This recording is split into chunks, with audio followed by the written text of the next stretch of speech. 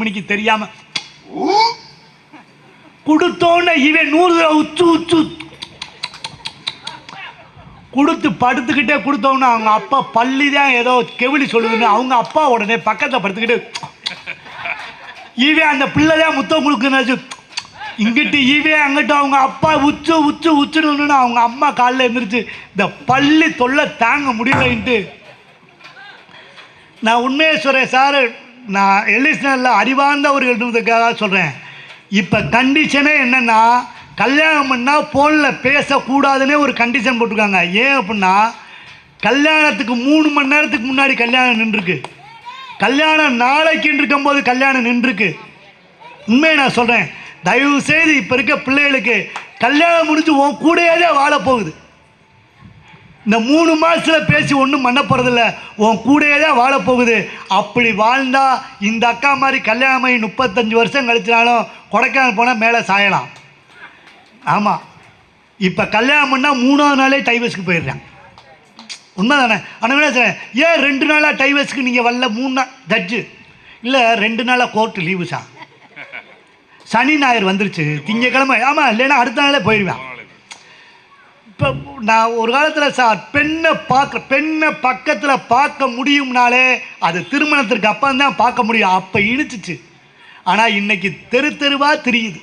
அதுவும் உண்மையில நான் சொல்கிறேன், பெண்களை பாராட்டணும், பெண் பிள்ளைகளை பாராட்டணும். கைதட்டுங்கம்மா, பெண் பிள்ளைகளை பாராட்டணுக்கா. நீங்கள் ஆமாம், உண்மையில ஆண்களை பாராட்ட வேண்டாம், பெண் பிள்ளைகளை பாராட்டணும். ஏன் சொல்லவா, கொரோனாவுக்கு அப்புறம் ஆம்பளைலாம் மாஸ்க்கு கழட்டிட்டோம். ஆனால் இன்றைக்கி தெருவில் எவன் கூட வண்டியில் போனாலும் மாஸ்க்கு போட்டு போகிற ஒரே இனம் பெண்ணினம். போஸ்ட்மார்ட்டத்தில் கட்டின மாதிரியே இப்படி கட்டிடுது. இப்படி கட்டி செவத்தில் பள்ளி ஓட்ட மாதிரி இப்படி பிடிச்சிருக்கு, உயிர் போகிற மாதிரி.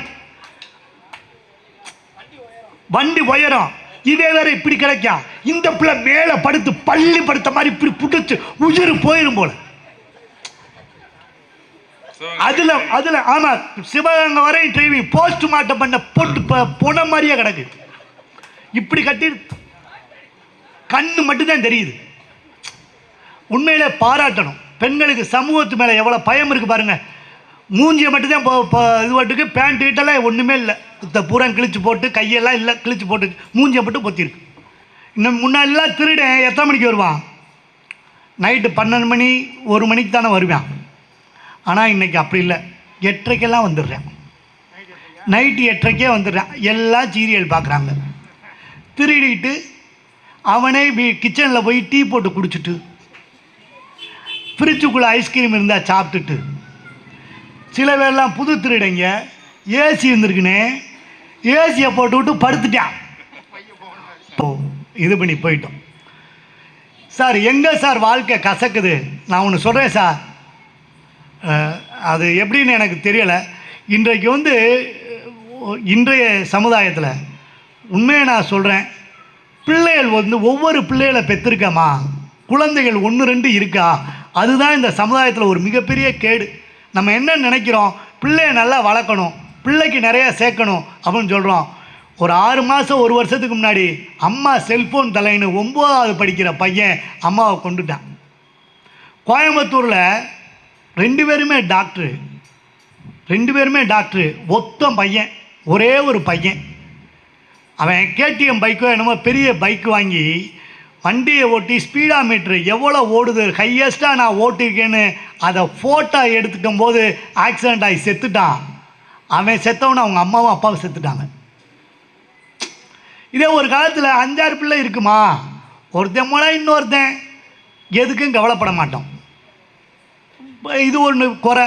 இன்னொன்று, ஒரு காலத்தில் ஒரு அப்பா சம்பாரித்து 6 பிள்ளைகளை காப்பாற்றினார். கைதட்டுங்க.